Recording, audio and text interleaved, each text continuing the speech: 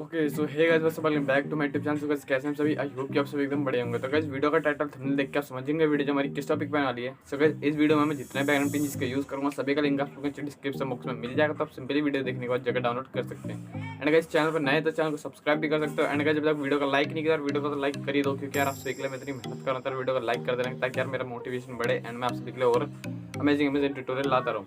ठीक है, तो बस इतना ही। एंड अभी तक आप सभी ने मुझे इंस्टाग्राम पे फॉलो नहीं किया तो नीचे डिस्क्रिप्शन बॉक्स में लिंक है एंड आप सबको साइड में भी दिख ही रहा होगा, आप मुझे इंस्टाग्राम पे फॉलो कर सकते हैं जाके। एंड आप मेरी पोस्ट को देखोगे तो आई होप कि आप सभी को मेरी पोस्ट अच्छी लगेंगी एंड आप बोलोगे तो मैं उनके भी ट्यूटोरियल्स ला के दे दूंगा अपनी पोस्ट के भी। बाकी आप इंस्टाग्राम को जाके चेक कर सकते हो। एंड कोई भी प्रॉब्लम है, कोई भी दिक्कत हो तो कमेंट बॉक्स में पूछ सकते हो या इंस्टाग्राम में डायरेक्ट मैसेज करके पूछ सकते हो, मैं आप सभी का रिप्लाई कर ही देता हूँ। तो चलिए गाइस आज की वीडियो को शुरू करते हैं।